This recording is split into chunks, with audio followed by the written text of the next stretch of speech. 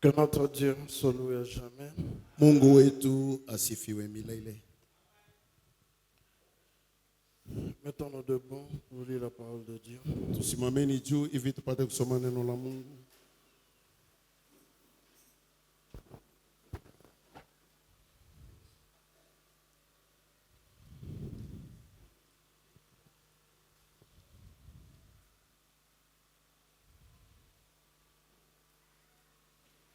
Je vais d'abord lire dans Philippiens.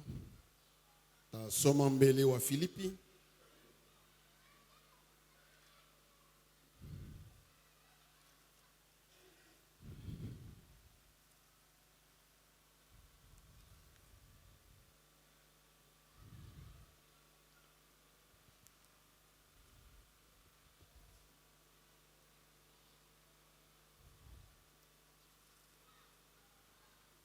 Ensuite, je vais lire dans 1 Thessaloniciens. Na kisha tasoma wa Tesalonika wa kwanza.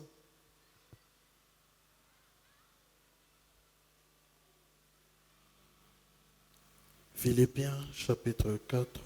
Wa Filipi sura yake ya 4. Prions d'abord. Tuombe mbele.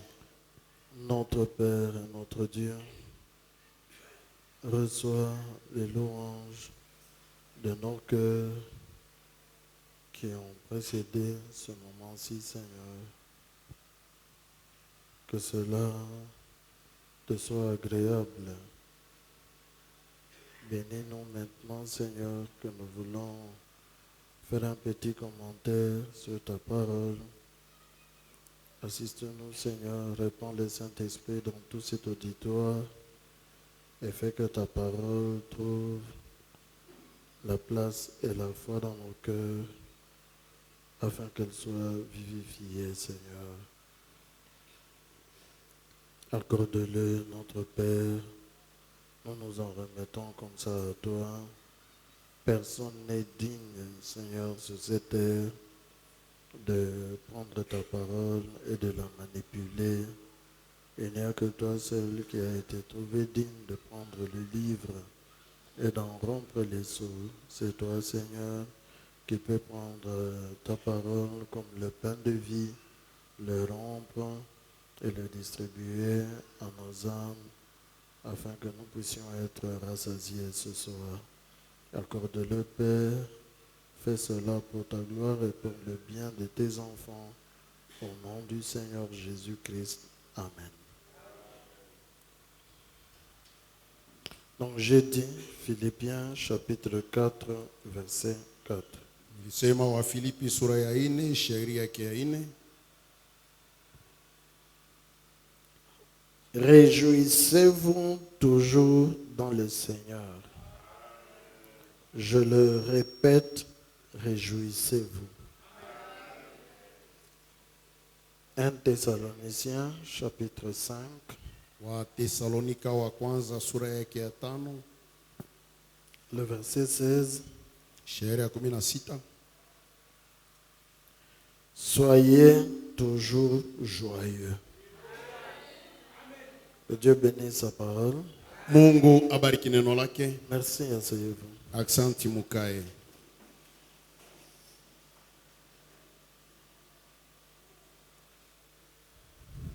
Nous sommes en train d'étudier la fête des tabernacles depuis le dimanche.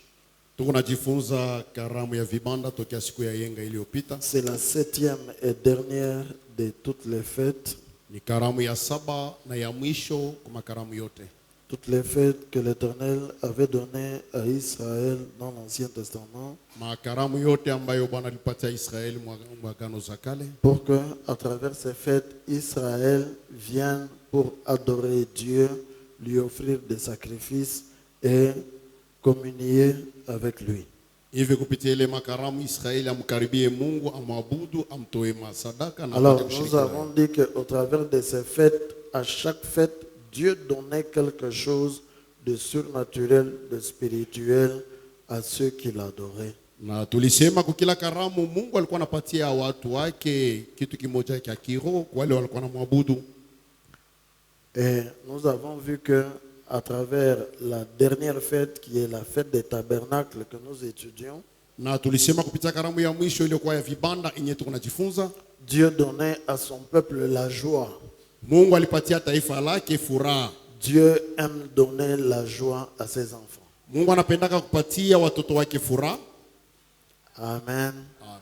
La vie sur la face de la terre, Maisha hapa pa udongo, depuis que Adam a péché, tokea wakati Adamu alitenda zambi, c'est la vie de l'homme, c'est une vie de tristesse, maisha ya mwanadamu ni maisha ya huzuni, de beaucoup de chagrin. ya uchungu nyingi zaidi. Alors Dieu, lui, dans sa rédemption, il vient donner à son peuple la joie. Na sasa yeye Mungu katika ukombozi wake anakuwa kupatia watu wake furaha. Il communique à son peuple la joie. Vous avez vu, lorsque on avait lu le dimanche concernant la fête des tabernacles, Muliona wakati tulisoma siku ya yenga pa karamu ya vibanda, Dieu dit par Moïse, il dit à Israël, tu te réjouiras à cette fête.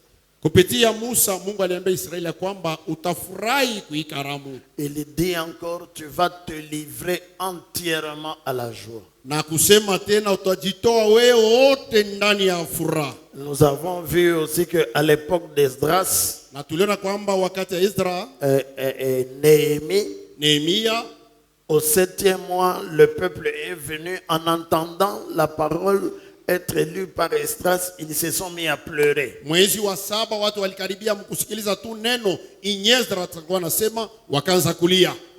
Les Lévites et les sacrificateurs leur ont dit, ne pleurez pas, ne vous affligez pas, ce jour est un jour saint.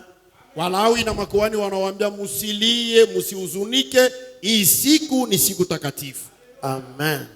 À la fête des tabernacles, on ne pleure pas, on se réjouit. Kukaramu ya vibanda wali yake wanakalaka na furahia. Le deuil, c'est à la fête des expiations. Vilio ni kukaramu ya ondoleo. Et c'est le 10e jour du 7e mois. Na ndi siku ya 10 ya mwezi wa 7. Alors l'expiation est déjà passée. Ondoleo endeshapita. Dieu a accordé le pardon. Mungu analeta usama. Quand on arrive à la dernière fête, Pale tunafika mkaramu ya mwisho, Dieu exige que son peuple se réjouisse. Mungu analazimisha na kufansisha watu wake wafurahi. Et lui-même, il donne la joie. Na yeye mwenyewe analeta furaha. Pourquoi doit-on se réjouir? Juu ya nini tunapaswa kufurahi? Parce que Dieu a déversé des bénédictions. Ni kwa sababu Mungu anatumwangia mabaraka. Parce que l'Éternel t'a béni. Kwa sababu Bwana alikubariki. Alors tu dois te réjouir. Na sasa vile anakubariki unapaswa kufurahi. Et Frère Branham nous a dit le dimanche Na ndugu Branham alituambia siku ya que yenga, nous avons le droit d'avoir la joie, nous avons le droit d'être heureux. ya kwamba tuko na sheria ya kuwa na furaha na sheria ya watu wenye kuwa na raha. Cette joie-là, Ile furaha vous pouvez facilement remarquer que mnaweza kuona kwa wepesi ya kwamba c'est un moyen par lequel Dieu donne la rédemption. ni njia kupitia ile Mungu analeta ukombozi. Le prophète nous a enseigné que Nabii alitufundisha ya kwamba quand Dieu accomplit la rédemption dans la vie des êtres humains, wakati ile Mungu anatimiza ukombozi ndani ya maisha ya wanadamu, il y a des choses avec lesquelles Dieu accomplit cette rédemption. kuna bitu bile kupitia bile bitu Mungu anatimiza ile ukombozi. Il n'y a pas de craie? Apporte-moi une craie.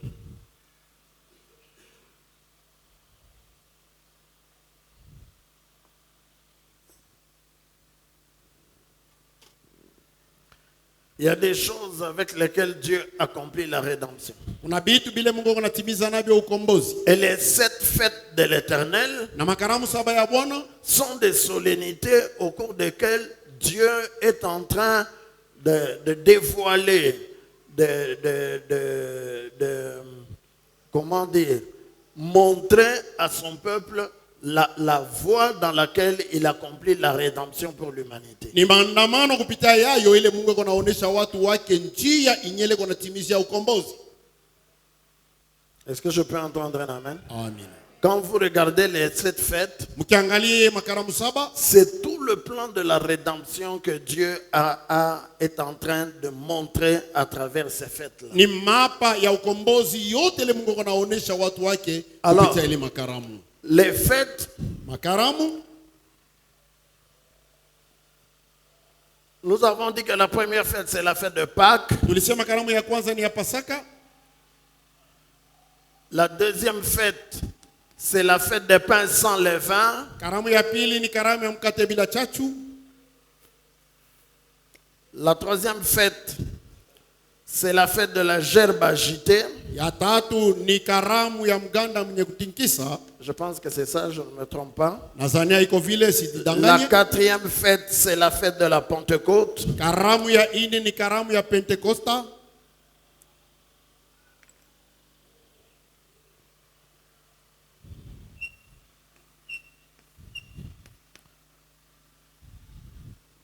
Amen. La cinquième fête, c'est celle des trompettes. Karamu ya tano ni karamu ya baragumu.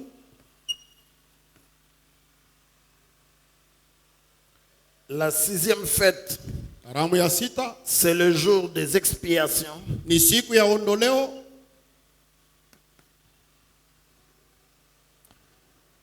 Et la septième et dernière fête, Karamu ya saba na ya mwisho c'est la fête des tabernacles. ni karamu ya vibanda. Je disais qu'à travers ces fêtes, Nilikuwa nasema kupitia makaramu Dieu montre en type. Mungu anaonesha mifano. Il donne une ombre Kupitia mifano analeta kimvuli de tout son plan de la rédemption. ya mapa yake yote ya ukombozi. Comment il va l'exécuter du début à la fin. Vile ataitumia mwanzo hadi mwisho. Lorsque cela s'accomplit, Wakati natimizwa dans l'Ancien Testament, ce n'était qu'un type. ndani ya Agano za Kale ilikuwa ni mfano tu. La réalité de toutes ces fêtes, nous l'avons vu, c'est dans le Nouveau Testament. Ukweli ya hii makaramu tunaiona ni mwagano jipya. Et le prophète nous a enseigné que Na nabii anatufundisha ya kwamba quand Dieu accomplit la rédemption, wakati Mungu anatimiza ukombozi, il donne la rédemption à son peuple. Il accomplit la rédemption par trois choses. iko natimiza ukombozi mbele ya watu wake kupitia vitu vitatu. Est-ce que nous sommes ensemble? Eti tuko pamoja Et ces trois choses-là, na ile vitu tatu vous pouvez les voir très bien arrangées dans les fêtes. munaweza kuviona vyenye kupangana vizuri ndani ya makaramu. Les deux premières fêtes, Karamu mbili ya mwanzo ce sont des fêtes qui se tiennent avec la première chose avec laquelle Dieu donne la rédemption.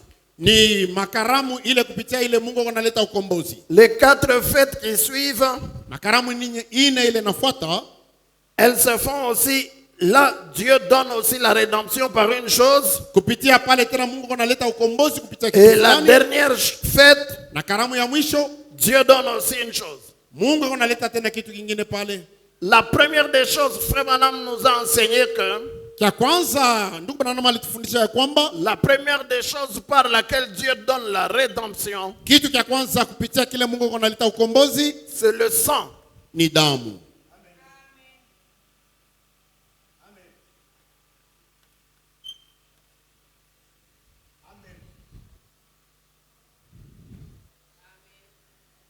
Amen. Amen. La deuxième chose, Kitu cha pili par laquelle Dieu donne la rédemption à son peuple, kupitia kile Mungu analeta ukombozi kwa watu wake c'est sa puissance. ni uwezo wake.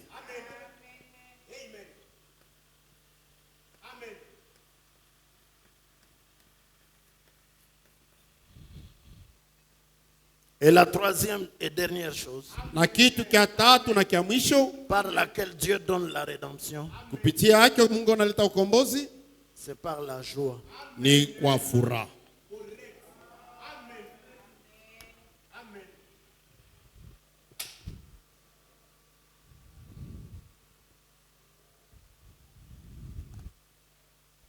Amen. Amen. La rédemption commence avec le sang. Ukombozi kunaanza na damu. Et le sang est la première des choses par laquelle Dieu donne la rédemption. Na damu ndio kitu cha kwanza kupitia yake kile Mungu analeta La rédemption, ukombozi. frère madame, dit que Ukombozi ndugu Branham anasema c'est comme un voyage. iko za safari. C'est sortir de quelque part. Ni kutoka fazi fulani. Quand l'homme a péché dans le jardin d'Éden, Wakati mtu alitenda dhambi mshamba la il est Edeni, tombé. akaanguka. Dieu l'a chassé du jardin d'Éden Mungu anamfukuza mshamba la et il s'est Edeni. retrouvé quelque part. Anajikuta fazi moja hivi. La rédemption, Ukombozi c'est quand Dieu vient le sortir de là où le péché l'ont amené ni wakati Mungu anakuwa kumondoa pa ile fazi za mili et mupeleka il lui fait parcourir tout un trajet pour le faire entrer là d'où il était sorti. na kumtembeza njia yote mzima na kumrudisha kwenye alitoka. Dieu le fait entrer dans le jardin d'Éden d'où il avait été chassé. Mungu anamuingisha mshamba la Edeni mwenye alitokezwa. C'est pourquoi vous lirez là où Frère Branham dit que la rédemption c'est sortir de et entrer dans.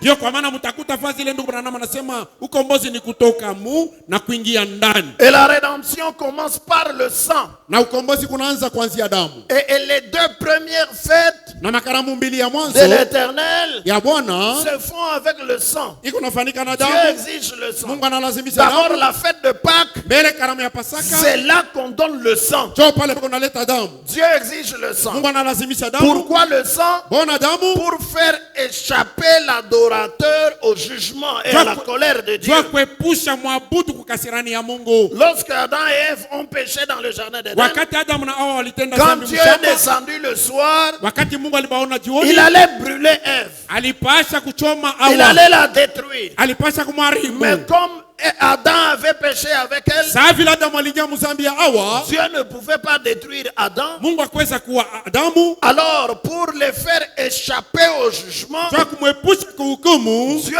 prend un agneau innocent Mungu anabeba mkondo qui asiokuwa na n'avait pas kosa péché wala sikutenda dhambi, et Dieu fait tomber le jugement sur cet na agneau. Mungu anangusha hukumu yake pa ule kondoo. Le jugement que méritait le péché d'Adam et Ève, Ile hukumu ilistahili dhambi ya Adamu na il Hawa, est tombé sur cet agneau innocent. iliangukia pa ule kondoo asiokuwa na Et Dieu kosa. a tué l'agneau. Na Mungu anaua ule kondoo, Il a versé le sang. anamwanga damu. Alléluia. Amen. Et quand il a versé le Na sang, wakati anamwanga damu, il a enlevé la peau de l'agneau anatosha ngozi ya nyama, et Dieu les a habillés avec cette na peau. Mungu anabavika na ile Il ngozi, les a recouverts avec cette peau. anawavika na waficha na Frère ile Branham ngozi. dit que Ndugu Branham anasema lorsque Dieu les a chassés wakati Mungu et alipofukuza qu'ils sortaient de l'Éden, na wakati balikuwa wanatoka mwedeni habillés de cette peau de l'agneau, benye kuvikwa na ile ngozi ya kondoo, le sang de l'agneau, damu ya kondoo, comme la peau était encore saa fraîche, vile ngozi, en train de couler sur leurs jambes damu ya kondoo ilikuwa navuia pa miguu yao et sur leur corps, na pa mwili yote nzima,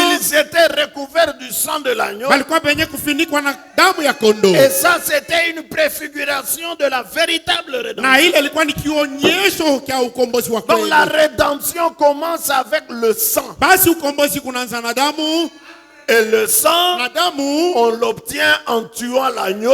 banepataka mkuu wa kondoo, Et l'agneau est tué à la fête de Pâques. na kondoo anauawa kukaramu ya Dieu Pasaka. donne la rédemption. Mungu analeta ukombozi. Là, c'est pour faire échapper les gens au jugement. Pale ni jua kuepusha watu kuhukumu yake. Oh, que le nom du Seigneur soit béni. Jina la Bwana libarikiwe. La colère de Dieu, le jugement n'est pas tombé sur Adam et Ève. Kasirani ya Mungu na hukumu ikuanguke yule Adamu na Hawa, Il est tombé sur l'agneau. iliangukia pa kondoo. Lorsque cela a été montré en type en Israël dans Exode, Wakati en Égypte, balituonesha mfano kupitia kutoka Mungu dans wakati Israeli, Exode chapitre 12, Kutoka sura 12, Dieu dit à Moïse, Mungu anambia Musa, cette nuit hii ici, usiku dis hii aux enfants d'Israël ambia wana wa Israeli que chaque famille immole un agneau, ya kwamba kila jamaa ipate kuchinja kondoo, qu'on recueille le sang, babebe damu. amen, Amina. qu'on recueille le sang de l'agneau Babebe dans damu ya un bassin. kondoo ndani ya sahani. Le voyage d'Israël Safari ya de Israeli l'Égypte vers Canaan, toka Misri kufika Mkanani c'est une rédemption. ni ukombozi. La rédemption, c'est quoi? Ukombozi ni nini? C'est ramener quelqu'un là où il était au Ni commencement. kurudisha mutu pafazi yake ya mwanzo kwenye alikuwa. Et Israël Na Israeli était en Canaan. alikuwa C'est Mkanani, ça son pays. jo nchi yake, C'est ça la position dans laquelle Dieu l'a placé. jo fazi nye Mungu alimutilia pale. Mais à cause de la famine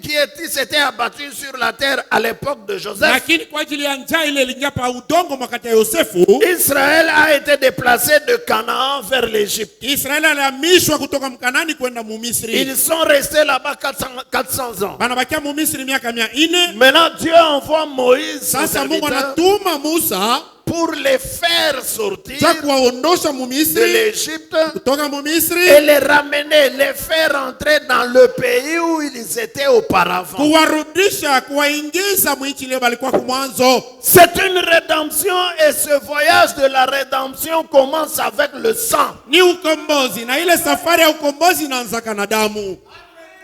Frère Branham dit que c'est la rédemption par le sang. Ndugu Branham anasema ni ukombozi kupitia damu. Moïse leur dit, Musa anawaambia, tuez l'agneau, uweni kondoo, prenez son sang, bebeni damu, mettez-le sur les linteaux et sur les montants des portes. muipakale pa vizingiti na nguzo ya milango. Amen. Amen. Et l'agneau lui-même, brûlez-le au feu Na kondoo mwenyewe mumuchome pa moto, et mangez sa chair rôtie au feu. na mukule nyama yake yenye kuchoma pa moto. Pendant que vous mangez cette chair-là, Na wakati ile mtakuwa nakula ile nyama, vous avez déjà fait tous vos bagages, munaweza funga vifurushi yenu yote, vous avez vos sandales aux pieds, munaweza vala viatu yenu, vous êtes déjà habillé pour munaweza le kuvala voyage, mavazi juu ya la safari, ceinture attachée à la taille, mukabe yenye kufunga le mkifua, bâton à la main, bakora et mkononi, vous êtes en train de manger rapidement dans un état d'urgence, na muko nakula ile nyama kwa haraka haraka, mwali ya uharaka, parce que le voyage de la rédemption commence à ce moment-là. kwa sababu safari ya ukombozi ni pa ile fazi kuna njia.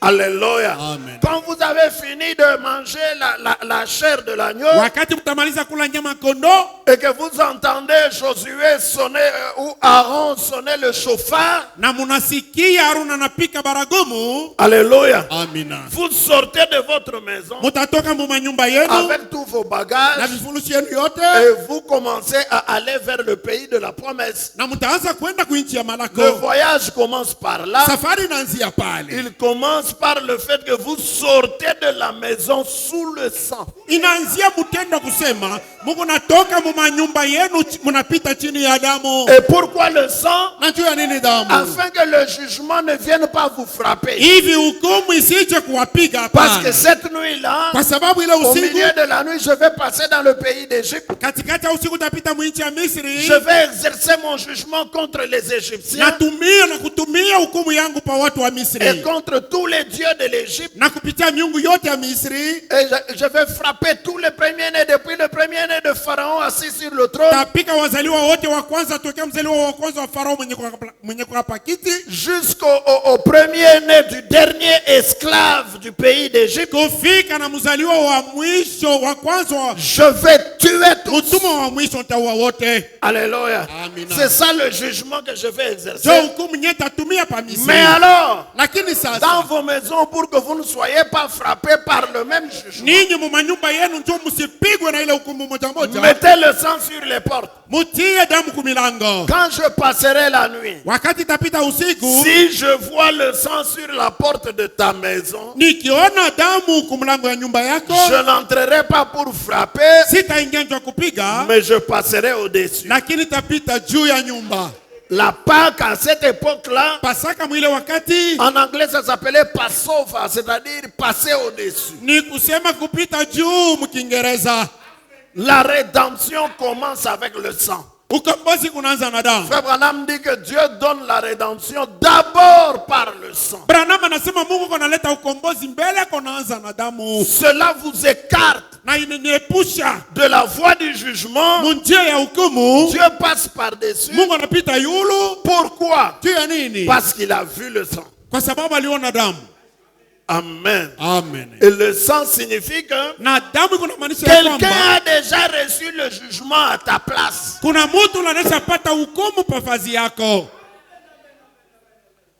Ah, que le nom du Seigneur soit béni. Jina la Bwana libarikiwe. Donc la fête de Pâques, Basi karamu ya Pasaka, c'est là que Dieu donne le sang. jo kuna Mungu konaleta damu. Et c'est la première chose avec laquelle Dieu donne la rédemption. Jo kitu kya kwanza kile Mungu konaanza na La rédemption ukombozi. vient par le sang. Ukombozi kunaanza na damu. Même la fête des pains sans levain. Hata karamu ya mkate bila Parce que chachu. la fête des pains sans levain, Kwa sababu karamu ya mkate bila c'est chachu la fête de la sainteté. ni karamu ya utakatifu Dieu ya dit, utakaso. Mungu anasema vous serez saints mtakuwa watakatifu parce que moi l'Éternel votre Dieu, je suis saint. kwa sababu mimi wa milele Mungu wenu niko Mungu mtakatifu. Or Branham nous enseigne que nous sommes justifiés par la foi, Japo Branham anasema tunahesabiwa haki kupitia imani, mais nous sommes sanctifiés par le sang. lakini tuko benye kutakaswa kupitia damu. La sanctification vient par le sang. Utakaswe kuna kuya kupitia damu. Alléluia. Amen. Le sang de l'agneau, Damu ya kondoo c'est ça qui nous sanctifie. ndio kuna tutakasa. Donc la fête de Pâques Basi karamu ya et la Pasaka fête des pains sans na levain, karamu ya mkate bila chachu,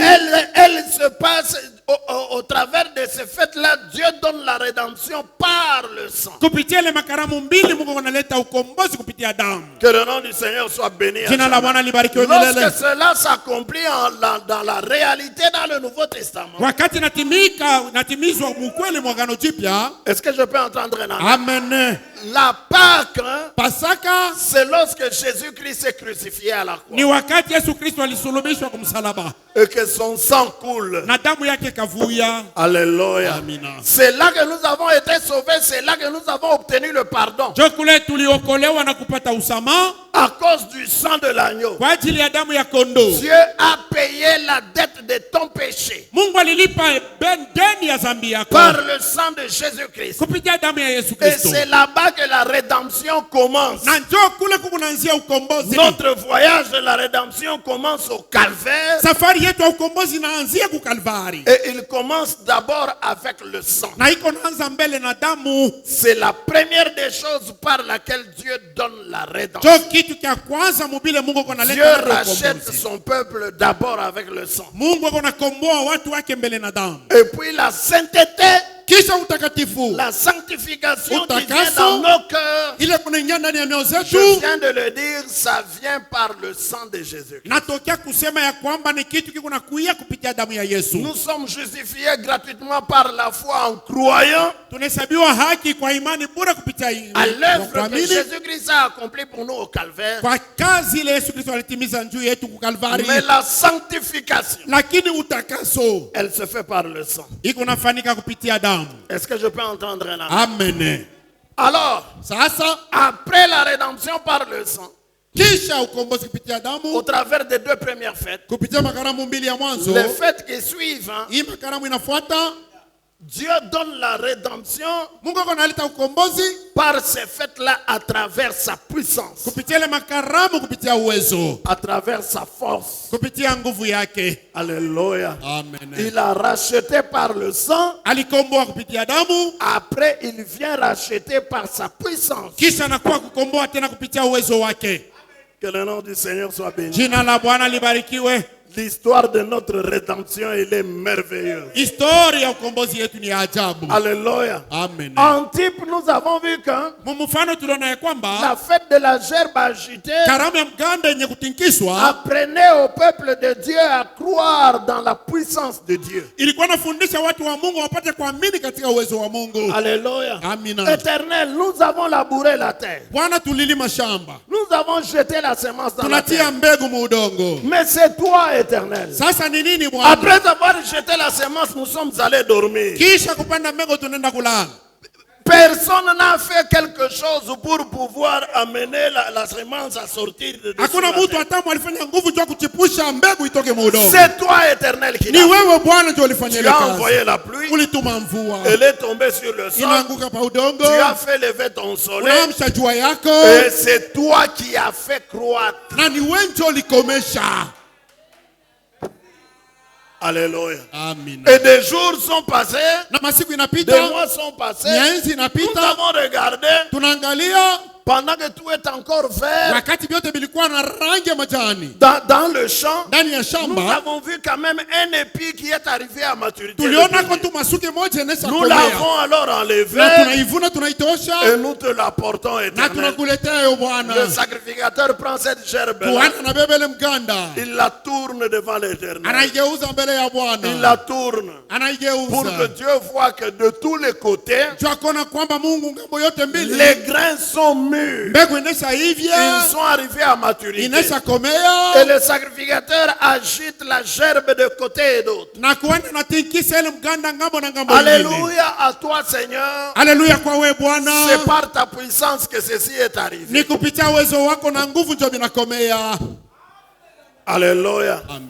Après la fête de la gerbe agitée, venait la Pentecôte. Ça, c'est la fête de la moisson. Kisha karamu ya mganda yenye kutingishwa kunakuwa karamu ya Pentekosta. Ile ni Et mavuno. Dieu est celui qui donne la moisson. Na ni Mungu ndio analeta mavuno. La Bible dit que c'est lui qui donne la semence au semeur. Biblia inasema ni yeye anapatia mpandaji mbegu Il lui donne du pain pour la nourriture. na anampatia mkate kama chakula. Et c'est encore lui, le Na Seigneur, ni mpaka yeye Bwana qui tena nous donne des semaines réservées à la moisson. eko natupatia majuma iko pale ndio mavuno. C'est par la puissance de Dieu Ni kupitia uwezo wa Mungu que nous moissonnons. tuko na vuno. Et c'est la raison pour laquelle quand nous avons moissonné, Ndio kwa maana tukishavuna la chose que nous disons à Dieu, c'est merci. kile tunamwambia Mungu nyuma pale ni asante. Ce n'est pas par ta force, Haiko kwa nguvu yako. mais c'est par la puissance de Dieu lui-même. Lakini ni kwa uwezo wa Mungu Tu peke yake. moissonnes quelque chose, Unavuna kitu kimoja. tu as un salaire, Unapata tu mshahara. as un revenu.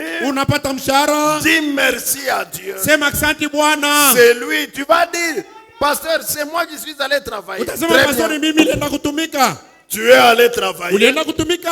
Mais qui t'a donné la force de Lakini marcher? nani alikupatia nguvu ya kutumika nayo? Qui t'a donné le souffle de vie? Nani alikupatia pumzi ya Si tu uzima? n'avais pas le souffle de vie, est-ce que tu serais allé au travail? Kama kwenda pumzi ulipaswa kwenda mkazi. C'est Dieu qui donne et c'est Dieu qui donne par sa force. Nani Mungu akonaleta Par ni sa akonaleta puissance. kupitia nguvu na uwezo Ce n'est wake. pas par toi-même. Haina kupitia wewe peke yako hapana. Alléluia. Amina. Ainsi, ces 4 fêtes-là, Hivi ile makaramu ine, par ces 4 fêtes-là, kupitia ile makaramu ine, Dieu montre que Mungu anaonyesha ya kwamba il donne la rédemption cette fois-ci par sa puissance. iko naleta ukombozi mara hii sasa kupitia uwezo wake. Il a déjà donné la première partie de la rédemption par le sang. Anaweza leta sehemu ya kwanza ya ukombozi kupitia damu. Cette autre partie de la rédemption qui vient, il la donne par sa puissance. par Sehemu sa ingine force. hii ya ukombozi inafuata, anaileta kupitia uwezo na nguvu yake. Alléluia.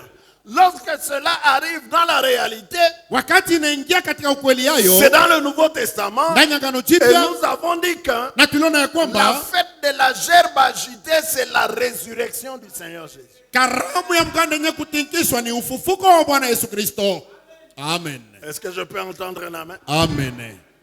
C'est la résurrection du Seigneur Jésus. Ni ufufuko wa Bwana Yesu Kristo. Lorsqu'il est sorti de la tombe, Wakati anatoka mkaburi, la première gerbe, le premier-né d'entre les morts, mzaliwa wa kwanza kupitia wafu, il a été agité au-dessus du peuple. alitikiswa juu ya watu. Amen. Amina. Comme le premier qui est arrivé à maturité. Sawa kwanza ula nakomea na Et la kuitwa résurrection du Seigneur. na ufufuko wa Yesu.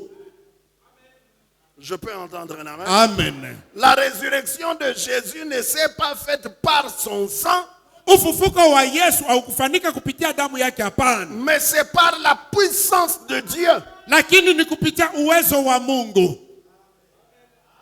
Paul dit, Paulo anasema, je prie pour que Dieu vous ouvre les yeux de vos cœurs, niko naomba hivi Mungu amifunue macho ya mioyo pour que vous puissiez voir quelle est la grandeur de la puissance que Dieu tient à votre disposition. hivi mupate kuona bukubwa kwa uwezo bule Mungu anakamata na kushika juu Cette yenu. puissance-là, il l'a déployée en Christ, Ile uwezo alimwanga ndani ya Kristo en le ressuscitant d'entre les morts kwa kumfufua kutoka kuwafu et en l'élevant à travers l'espace na kumnyanyua pa nafasi et en le faisant asseoir dans les lieux célestes au-dessus de toute domination et de toute autorité. na kumwikalisha pahali pa mbingu juu ya mautawala na mawezo yote. C'est par la puissance de Dieu que Jésus-Christ a été Na ressuscité. ni kupitia uwezo wa Mungu Yesu Kristo alifufuka. Alléluia. Amen. Et cette résurrection-là, Na ile ufufuko elle nous donne la justification. iko natupatia C'est la kuhesabiwa fête de haki. la gerbe agitée. Ni karamu ya mkanda yenye Elle ne kutingizwa, se fait pas par le sang, haifanyiki kupitia damu hapana,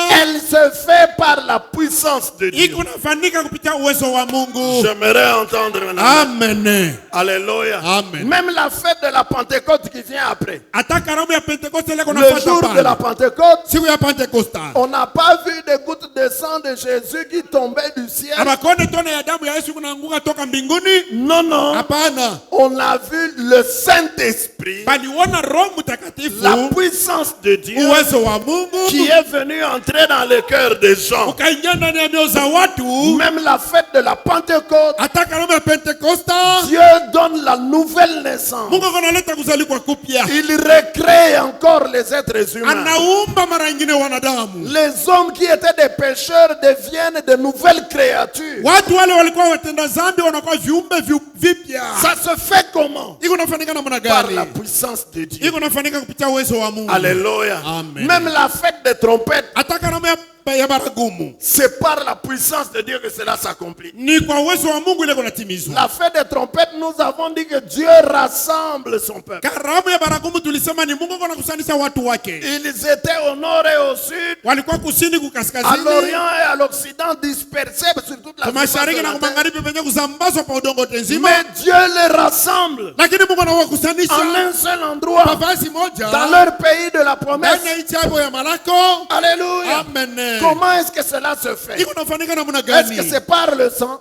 Eti ni kupitia Non, damu? c'est par la puissance de Ni Dieu. kupitia tena mpaka uwezo wa Mungu. Alléluia. Amen. Quand Jésus disait, Wakati Yesu alikuwa anasema, parce que pour nous, kwa sababu kwetu sisi la fête des trompettes, c'est pour Israël, karamu ya baragumu ni jua Israeli, mais nous vivons la même chose lakini tunaishi maneno moja moja par la trompette du 7e ange qui est le message de l'heure. kupitia baragumu ya malaika wa saba yenye kuwa Il utume nous wakati wa mwisho. rassemble de toutes les dénominations et nous amène dans notre pays de la promesse qui est le message de l'heure. Inatukusanisha kutoka madhehebu ya kuachana na kutukusanisha fasi moja mwinchi yetu wa malako wenye kwa ujumbe wa wakati. Alléluia. Amen. Jésus a dit, Yesu alisema de deux qui seront dans un champ, je vais prendre l'un, je vais laisser baba l'autre. wili bale batakuwa mshamba tabeba De moja na cha deux qui seront mwingine. endormis dans un lit, je vais prendre l'un, je vais laisser. Baba wili batakuwa benye kulala mkitanda moja Où tabeba est-ce que tu moja. vas les amener, Seigneur? Bwana utawapeleka wafasi Là où gani? sera le corps, c'est là que s'assembleront les Ni ailes. fasi patakuwa mwili ndio patakusanishwa tai. Cela se fait comment? Iko nafanyika namna gani? Est-ce que c'est par le sang? Eti ni kwa damu? Non, c'est par la puissance de Dieu. Hapana, ni kupitia uwezo wa C'est la Mungu. puissance de Dieu qui prend celui-ci Ni uwezo wa Mungu et inachukua qui ule. prend cela. Inachukua Ce ule. n'est pas un pouvoir politique. Haina uwezo wa siasa, hapana. Amen. Amen. Amen. Ce n'est pas par un pouvoir politique. Ana uwezo wa siasa, Ce hapana. n'est pas par une organisation dénominationnelle. Haina pa matengenezo ya kizebu. Mais c'est par la puissance de Dieu. Lakini ni kwa uwezo wa Mungu. Que le nom du Seigneur soit béni. Jina la Bwana libarikiwe. Lorsque cela s'est accompli Sasa vile natimizwa pale dans le voyage d'Israël, muisafara ya Israeli, nous voyons que tunaona ya kwamba Dieu les a déjà rachetés par le sang. Mungu alikuwa anaisha kuwakomboa kupitia damu. Ils sortent de leur maison Wanatoka mu manyumba en zao Égypte sous le sang sur les lèvres. Mumisri, chini ya damu pa vizingiti ya milango. Alléluia. Amen. Mais Dieu leur donne encore la rédemption, cette fois-ci par sa puissance. Sasa pa hii wakati Mungu anawapatia ukombozi kupitia uwezo Ils sasa. arrivent à la mer Rouge. Wanafika kwa bahari nyekundu. Ils regardent derrière. Wanaangalia nyuma, Pharaon est en train de venir Faraoni iko nakuja. avec toute son armée. Na jeshi yake yote De nzima, part et d'autre, gambo kume na de kushoto, très hautes montagnes. milima mikubwa Devant eux, mbele la yao, mer Rouge. bahari nyekundu. Ils ont dit, Wanaambiana, Moïse, Musa,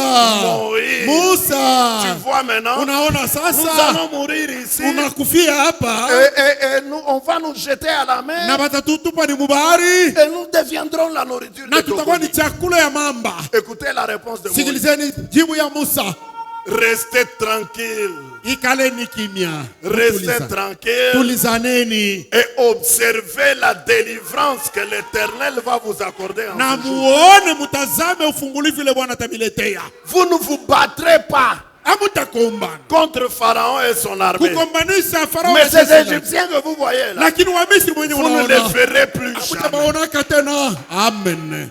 Dieu parle à son prophète. Mungu anaambia nabii wake, Pourquoi ces cris? jua nini ile makelele na bilio? Toi, prends le bâton Wewe baba kora yako et tourne-toi Tourne-toi vers la mer. na geuka kwa bahari, Et étends le bâton sur nyosha la tu mer. bakora yako juu ya bahari. Sans Shalom Temple. Shalom hekalu. Le monde a vécu quelque chose qu'on n'a jamais vu dans l'histoire. Dunia baliishi kitu kimoja kile balikuwa mubaraka kuishi. Dès que Moïse élève la main sur la mer, Pale tu Musa ananyanyua mkono wake kwa à bahari, partir du bout des doigts de Moïse ici, kutokea tu kunchonga vidole ya Musa, des vents puissants descendent du ciel. mapepo ya uwezo unashuka toka mbinguni. Ils arrivent au bout des doigts de Moïse, ils pénètrent dans la mer. Inafika kuchonga vidole ya Musa, inaingia ndani ya bahari, Ils creusent dans la mer. inachimbula ndani ya bahari, Ils déchirent la mer en deux. inapasua bahari vipande mbili. Et la Bible dit que ces vents-là ont soufflé avec impétuosité toute la nuit. Na Biblia inasema ile pepo ilivuma na nguvu usiku wote mzima, Ils ont séparé les eaux inatenganisha maji, et ils soufflaient avec une force telle que na ilikuwa na vuma na pepo ya kusema on pouvait toucher les eaux comme ça. Ils étaient durs comme une muraille. baliweza kugusa, inakuwa nguvu hivyo za kibambasi. Alléluia. Amen. Quand Israël voit ça, Wakati Israeli wanaona vile, ils ont peur. wanasikia oga, Dieu leur dit, Mungu anawaambia entrez dans la mer et ingieni ndani ya traversez. bahari na mtambuke ngambo. Notre Dieu est merveilleux. Mungu wetu ni wa ajabu. Là où ils pouvaient trouver la mort, Fasi ile baliweza kukuta lufu, mais c'est là-bas que Dieu ferait un chemin jo fasi ile Mungu anapasulia njia pour qu'ils yao. puissent passer. Ainsi dit William Branham. Hivi William Branham anasema, Dans toutes les situations de ta vie, sache que Dieu va frayer un chemin. mambo yote ya maisha yako jo kusema Mungu Dieu anapasua peut njia. tailler un chemin même dans le roc. Mungu anaweza kupasua njia hata ndani ya mwamba. Amen. Alléluia. Israël entre dans la mer Israeli wanaingia ndani ya bahari et ils sont en train de voyager. na bako nasafiri Là, pale. Dieu n'a pas dit Mungu asikusema prenez le sang de l'agneau, bebeni damu ya kondoo jetez-le sur les Égyptiens. ni Ah, ah. matupia wa Misri. Hapana, Il a déployé sa puissance. alimwanga uwezo wake, Il a déchiré la mer. anapasua Il bahari leur a dit entrez. na kumwambia piteni. Frère Branham dit Ndugu Branham anasema que la colonne de feu ya kwamba nguzo la qui moto était sur Moïse, ile ilikuwa juu ya elle a Musa quitté Moïse, inatoka juu ya Musa elle est venue inakuja jusqu'au derrière le dernier des Israélites. kwa Muisraeli wa mwisho mwile msululu wa safari. Mes amis, Rafiki zangu, hata kama unaona asema Musar Shalom Temple wenjo kia mwisho, haleluya, mais sache que lakini jua ya la kwamba colonne de feu elle est derrière nguzo toi. la moto iko nyuma yako, Elle prend soin de iko toi na et kukinga elle te protégera. na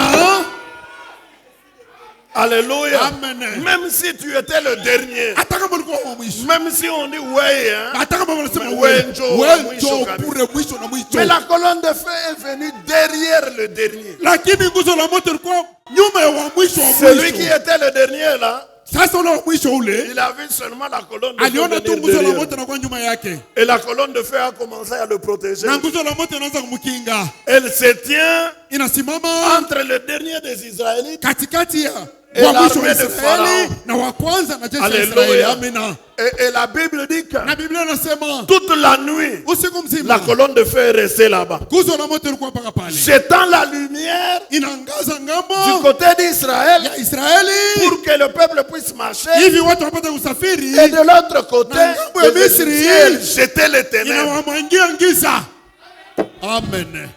Alléluia. Amen. Mes amis, Rafiki zangu, comprenez que là, ce n'est plus le sang, mwelewe ya kwamba pale haina tena mais c'est la damu, puissance de Dieu lakini ni uwezo wa au Mungu travers de laquelle Dieu donne la kupitia rédemption. ile yayo Mungu na yeko naleta Et ukombozi. la situation est restée comme ça toute la nuit. Na maneno ilikuwa vile usiku mzima, Quand le soleil se levait, wakati jua inaamka, le dernier des Israélites wa mwisho wa Israeli sortait de la mer. anatoka mubahari. Alléluia. Amen. Et le dernier soldat de l'Égypte entrait dans la mer. Na askari wa mwisho wa Misri naye anaingia ndani ya bahari, La colonne de feu s'est élevée en haut. nguzo la moto linanyanyuka juu. Israël s'est retrouvé sur le rivage. Israeli wanajikuta pembeni ya bahari, Il regarde. wanaangalia Hey! Angalieni mule tunatoka. gari mule tunatokea Dans la vallée de l'ombre de la mort. mule mupana ya giza. Alléluia. Amina. Dieu appelle son prophète. Mungu anaita nabii wake, Viens maintenant kuja sasa, et regarde toute l'armée de Pharaon. angalia jeshi yote ya Elle est Israeli déjà ya dans la Misri. mer. Étends ton bras Nyosha sasa mkono sur wako la mer kwa et bahari, ordonne aux eaux na wagize de maji se rejoindre. ikutane. Ah, mes amis. Rafiki zangu, L'Égypte était la superpuissance du monde à cette époque-là. Misri ndio ilikuwa uwezo wa juu sana dunia mzima mwile Depuis ce wakati. qui s'était passé à ce moment-là, Tokea maneno yalipitikanaga mwile wakati. l'Égypte est tombée Israeli nasa et Misri depuis lors, elle ne s'est jamais plus na relevée. tokea ile wakati Misri haijalamukaka tena. Toute l'armée de Pharaon noyée dans la mer. Jeshi yote ya Farao yenye kutumbukizwa ndani ya Les eaux maji. qui étaient arrêtées sont descendues avec vitesse Maji ile ilikuwa ingambo inashuka na pour retrouver les eaux qui étaient de l'autre kwa côté. kwenda kukuta ile ngambo ingine. Oh, mes amis, Rafiki zangu, et les chars, na magari, et les chevaux, na mafarasi, et les cavaliers, na wapanda farasi, tous dans la mer. wote ndani ya Les bahari. chars en train de descendre avec vitesse au fond de la mer. Batu beko nashuka na speed ya Les nguvu ndani ya bahari. soldats en train de se débattre. Baskari beko najipika-pika na kuhangaika. Alléluia. Amina. Sur les eaux là, Juu ya bahari essayant de se sauver, mais pas moyen de se Hakuna sauver. namna Ils moku étaient kujiokoa au pale. milieu de la mer. palikuwa ni katikati ya bahari Et Israël, na Israeli sur les rivages, en train de contempler. kule kubandari beko naangalia. Quand ils ont vu Wakati banaona comment leurs ennemis étaient en train de mourir dans les eaux. vile madui zao walikuwa nakufa mumaji. Alléluia. Amina. Dieu les avait sortis de la tombe. Mungu anabatosha ni mkaburi. Dieu les avait sortis du milieu de la mer. Mungu anabatosha katikati ya bahari. C'était une fête de la gerbe agitée, non? Ilikuwa ni karamu ya mkanda yenye kutingishwa. Alléluia. Amen. Ils ont aussi vécu une fête de la Pentecôte Wao tena waliishi nao sur karamu le ya rivage Pentekosta. quand ils ont vu leurs ennemis morts. Pembeni ya bahari wakati banaona madui zao wenye kufwa. Le Saint-Esprit est tombé sur le rivage. Roho Mtakatifu kashuka pembeni ya bahari. Marie a sauté sur un tambourin. Maria analukia. Le peuple a commencé à louer, à Mtakala pousser kana des batu cris de banaanza joie. kutoa. Ils étaient ivres Lalamiko ya furaha na bari lefika à pale. cause de l'allégresse que Dieu leur avait donnée Kwa ajili ya furaha mkubwa ile Mungu aliwapatia. par la victoire Kupitia ushindi. sur leurs ennemis. Pa madui zao. Ce n'était pas personne parmi les enfants d'Israël n'a pris son épée pour attaquer un soldat de l'Égypte. Hakuna mtu hata mmoja katikati yao alibeba upanga wake ndio kushambulia Personne. askari wa Misri. Hakuna. Mais comment est-ce que tous leurs ennemis ont-ils été vaincus? Sasa madui zote walishindwa namna gani? Par la puissance de Dieu. Ni kupitia uwezo wa Mungu. Alléluia. Amen. Par le sang, c'était en Égypte, Kupitia damu ilikuwa ni Mumisri, mais à la mer Rouge, lakini kwa bahari Frère nyekundu Branham dit que c'est la rédemption par la puissance de Dieu. Branham anasema ni ukombozi kupitia uwezo. Oh, que le nom du Seigneur Jina soit la béni. Bwana libarikiwe. C'est la raison pour laquelle, Kwa maana dans la réalité, ndani ya ukweli dans le Nouveau Testament, Agano Jipya,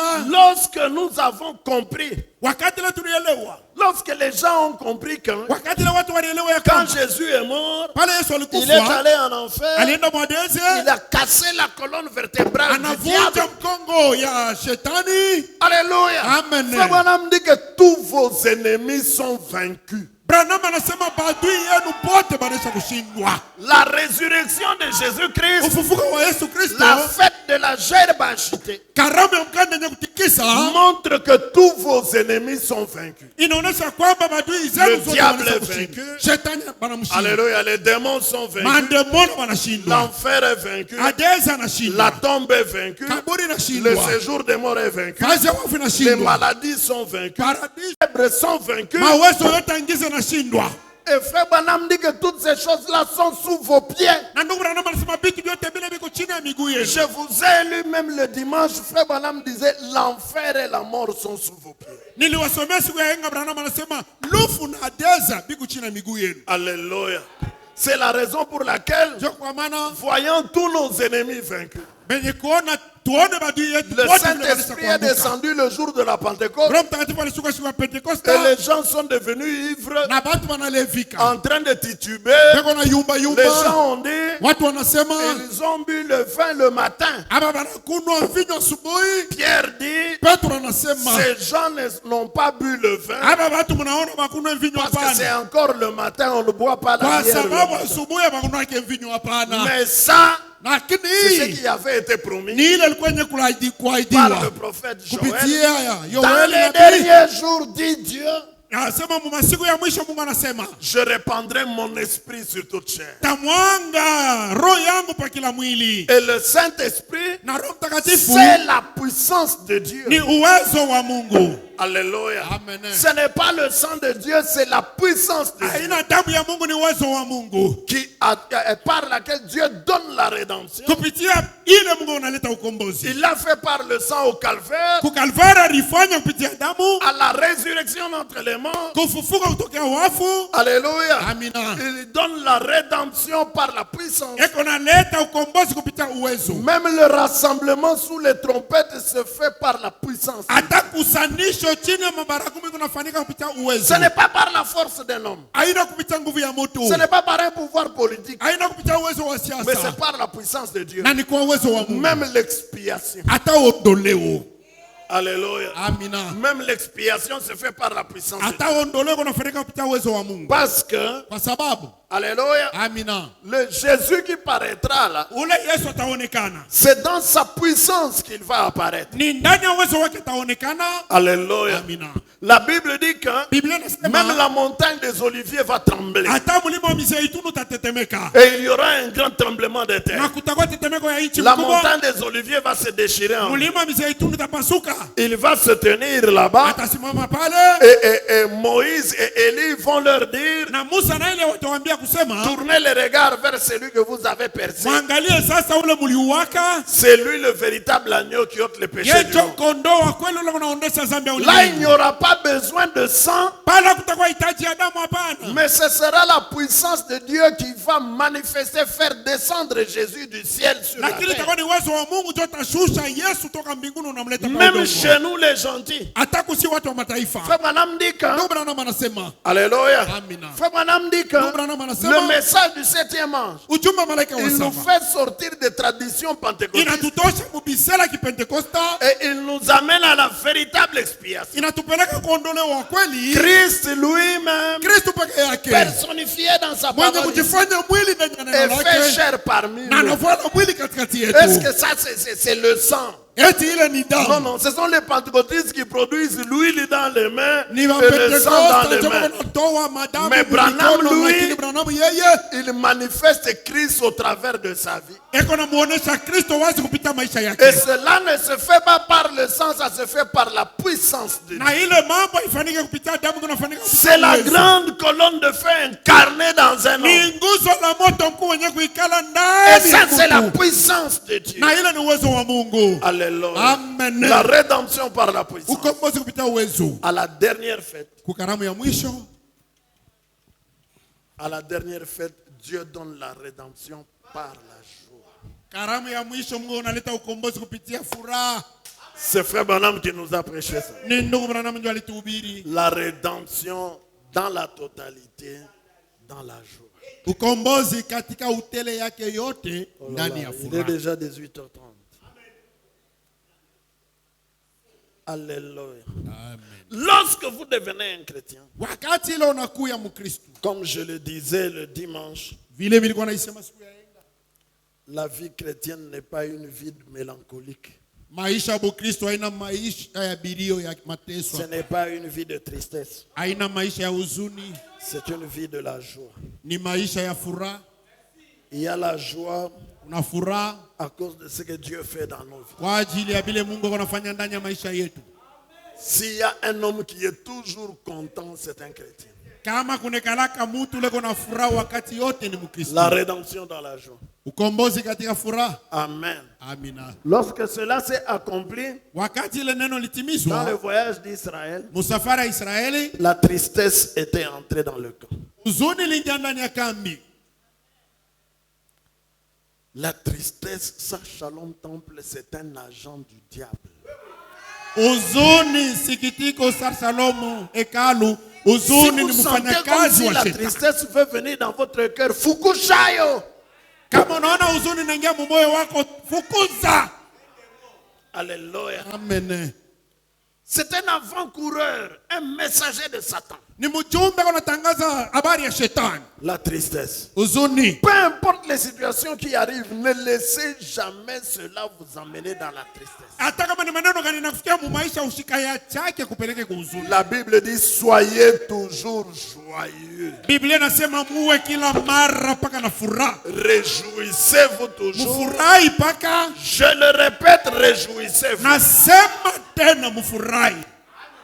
Pendant que Paul dit ça, wakati ile Paulo anasema vile, il connaît lui-même l'expérience de la vie chrétienne. anaisha kujua yeye mwenyewe onjo ya Il maisha. connaît toutes les difficultés, Anajua les magumu yote. persécutions qu'il peut y avoir. Mateso yanaweza Mais lui, kuwa. il avait appris que même dans des situations difficiles, Lakini yeye alijifunza kwamba autant ndani ya avoir la nguvu, joie et manifester la joie parce que cela va te donner la victoire. unapaswa kuwa na furaha na kuonesha furaha kwa sababu ile maneno Regardez quand on l'arrête, lui, avec Silas. wakati wanakamata yeye na Silas, On les arrête, on wanakamata les bat, wanawapika, ils ont des plaies partout. wanakuwa na vidonda vazi Et le yote sang est en train de na damu couler. unavuja, On les met en prison wanapatia avec mkifungo des chaînes aux pieds na et aux minyororo mains. kumikuru, Et on les garde et ils ne savent pas peut-être kesho batetutunje. bana bachunga bajose mga watawawa kesho. Dans une situation comme ça, Wale ile namuna Paul et Silas, Paulo na eux, Silas ils ont la joie. wao wako na furaha, Et ils se mettent à chanter. wanaanza kuimba.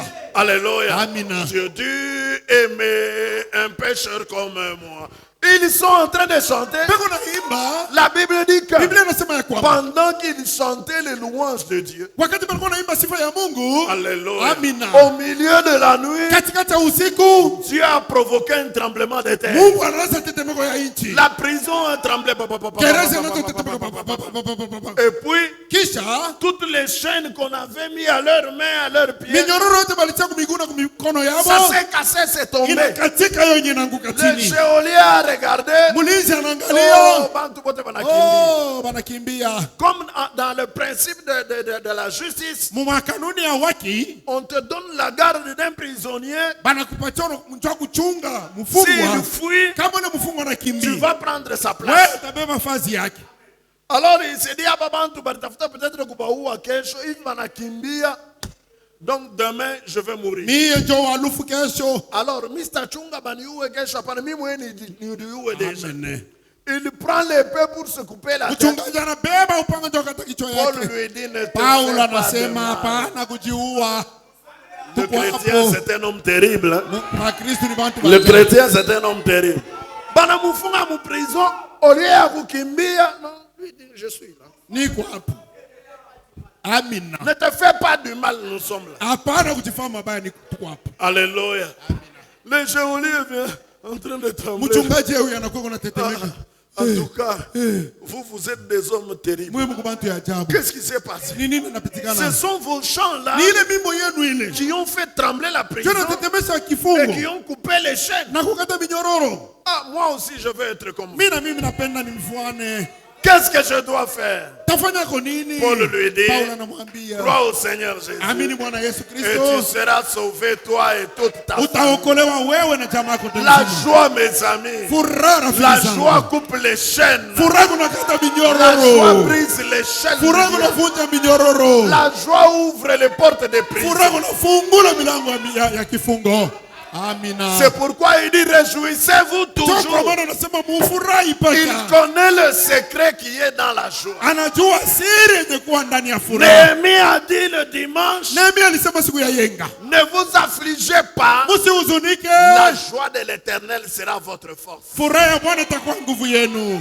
Réjouissez-vous toujours. Mufurahi Peu paka. importe les situations, ayez toujours la Hata joie. kama mambo yako namna gani, mkwepe kana Faites furaha. un effort, débarrassez-vous de la tristesse Mufanye nguvu, mtoshe huzuni et mettez la joie dans le cœur. na mutie furaha ndani ya mioyo. Rendez grâce à Dieu. Na mtukuze Dites, Mungu. Seigneur, Sema en Bwana, toutes choses, mu maneno yote moi je te dis merci. mimi nasema asante, Parce que c'est toi qui permets que cela kwa arrive. sababu ni wewe unaruhusu maneno haya Et tu yafike auras la victoire. na utapata ushindi. Le peuple a marché. Watu walitembea, Ils ont marché. wanatembea, Ils ont marché. wanatembea.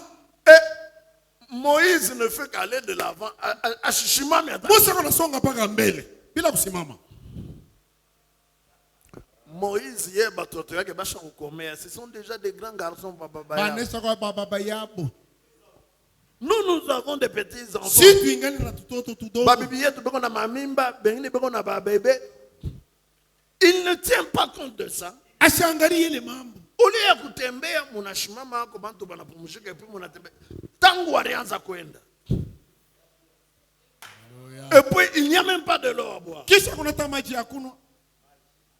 Alléluia. Amina. La tristesse est entrée dans les. Huzuni inaingia ndani ya mioyo. Ils ont commencé à murmurer contre Dieu. Banaanza kunungana chini Et chini. contre Dieu. Vous vous souvenez Nakumbukeni Lorsqu'on avait parlé du serpent d'airain, wakati tulisemeka juu ya le nyoka wa peuple shaba, avait parlé contre Dieu et contre Moïse. C'est pourquoi les serpents sont apparus. batu balisemaka bibaya juu ya Mungu na Musa, ndio kwa maana Et ils banyoka ont walionekana. commencé à les mordre. Bakaanza kubaumiza. Ça, Shalom Temple. Sasa Shalom ikala. Ne murmurez jamais. Musinungane kusema sema chini Ne chini. murmurez jamais contre Dieu, surtout pas contre Branham, Musinungane kusema Mungu surtout pas zaidi. contre le prophète. Zaidi kumsema Nabii Branham. Non, non. Hapana. Pas le truc comme au Pentecôte. Quelqu'un m'a dit dernièrement, Mtu mwali nyambia hapa mwisho hapa. pasteur, qu'est-ce qui fait que Pastor, ni nini kunafanyika kusema? parfois nous sommes avec les pentecôtistes, Fazi ile tuko na wa Pentecosta, nous jeûnons, tuko nafunga chako. mais après nous voyons que les pentecôtistes, eux, ils sont bénis.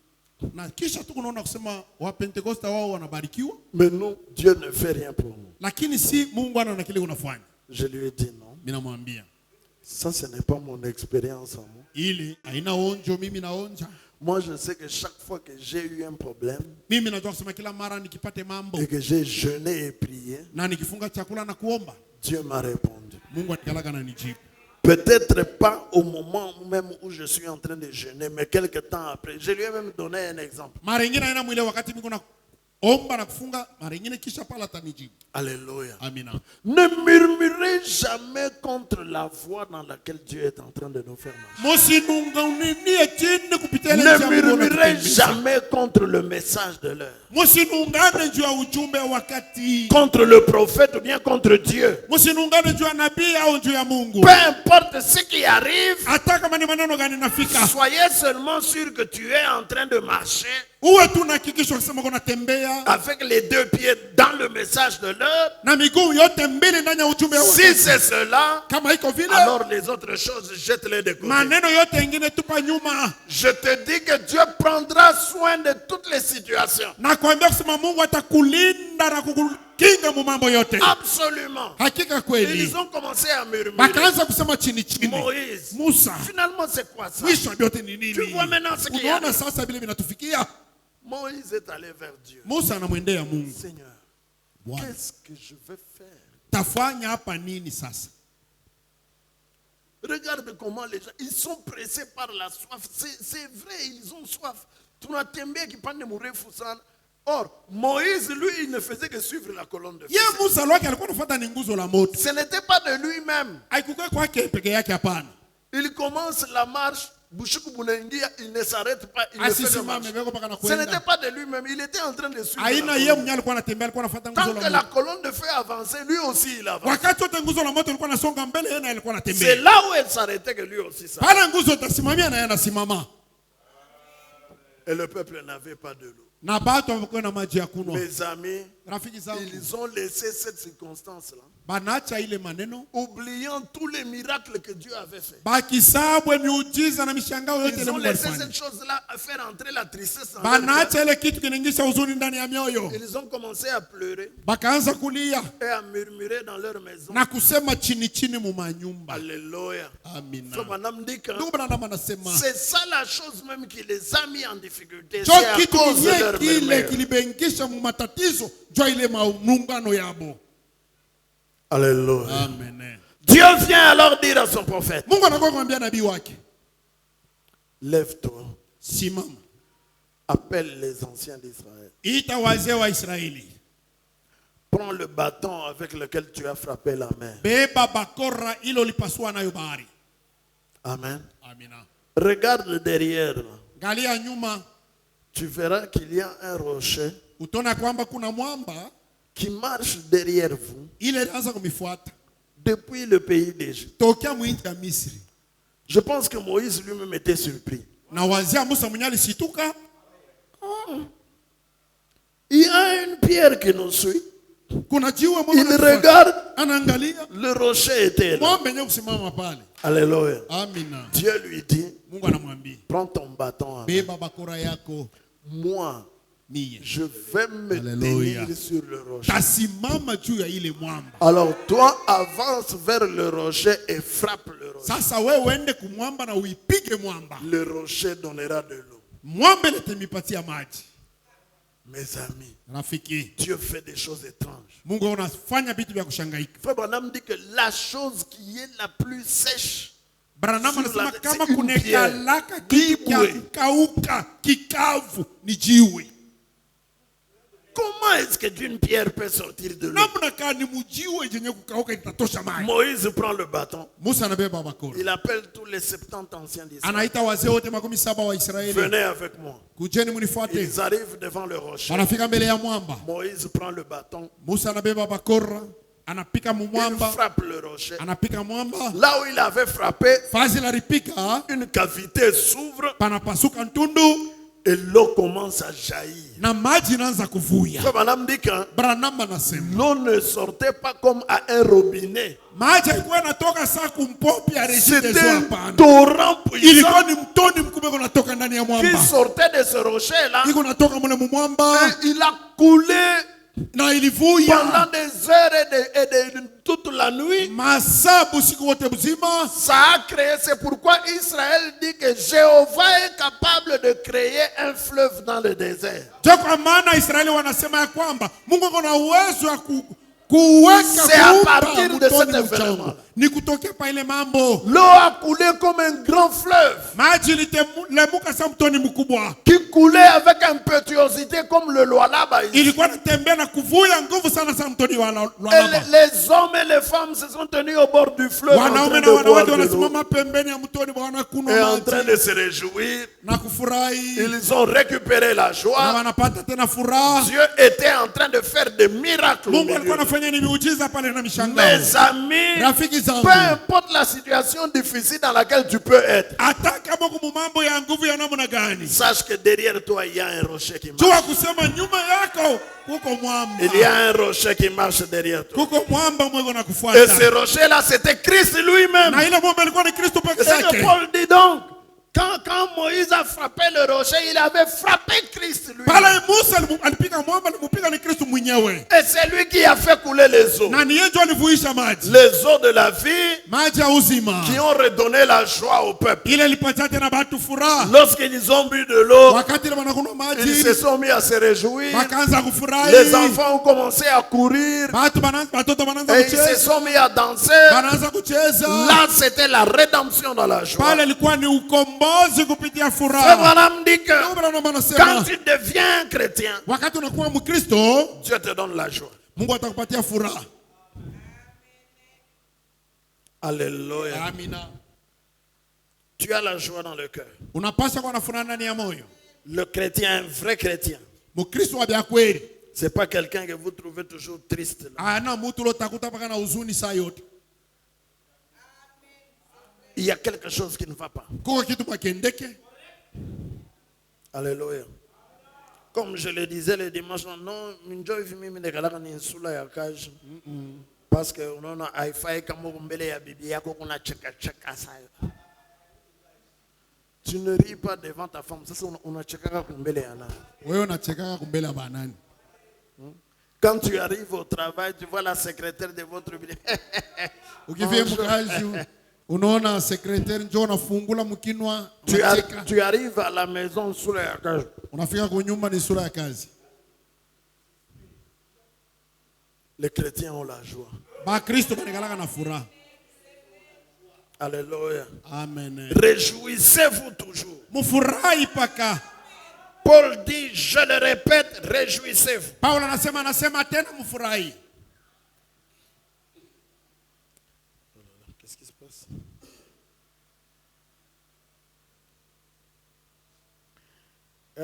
Prenez-nous sans argent, sans rien payer. Bila fedha, bila kulipa kitu chochote. Le 2 août 1959.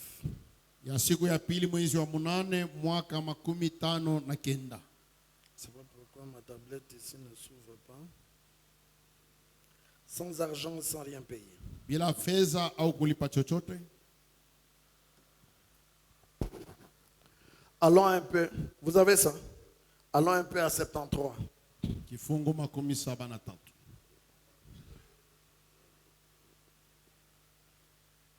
Qu'est-ce qu'il y a? Amen. Frère Branham est en train de parler de Jean et Pierre. Ndugu Branham anasemea juu ya Yohane na Petro. À la porte appelée la Belle. Kuile mlango inaitwa Mzuri. Ils sont en train de passer. Beko napita. Et un mendiant leur dit, Saidia. Na muombaji mwana anasema munisaidie eko. Il leur demande de l'argent. Eko naomba fedha. Frère Branham dit que Branham anasema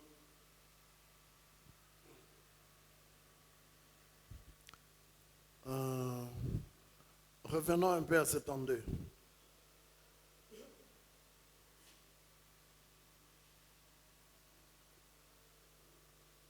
C'est comme l'homme à la porte. Bon, reviens à 73.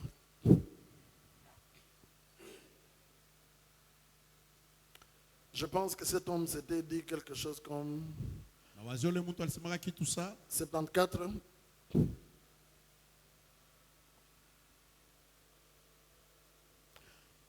Mais lorsqu'il considéra leur visage, lakini wakati alitazamia mauso yao, l'un était jeune. mmoja alikuwa ni kijana, Ça c'est Jean, n'est-ce pas? ule ni Yohane, Et rayonnait de jeunesse. alikuwa anangana ujana, Et l'autre était vieux et ridé. na mwingine alikuwa na mzee na vikunjo. Comme Pierre et Jean s'approchaient de la porte, Saa vile Petro na Yohana walikaribia kumlango, il remarqua quelque chose dans ce jeune homme, akaona kitu kimoja ndani ya kijana, c'est-à-dire qu'il rayonnait ni kusema alikuwa nanga un peu plus que d'ordinaire. kupitia vile nekalaka. Il vit qu'au-delà des rides Akaona ya kwamba ngambo yale vikunjo et des peines dues au soleil de Galilée, na mateso yenye kupata kupitia juu ya Galilaya, qui avait brûlé le visage du vieux pécheur, ile lichoma uso ya huyu mtenda zambi, non, pécheur là c'est... ya huyu mvuvi. Amen. Il y avait une joie inexprimable et il était plein de gloire. Kulikuwa furaha hakuna namna kuisema, na alikuwa mwenye kujazwa na utukufu. Ça c'est Shekinah. Pardon? C'est Shekinah, hein? Parce que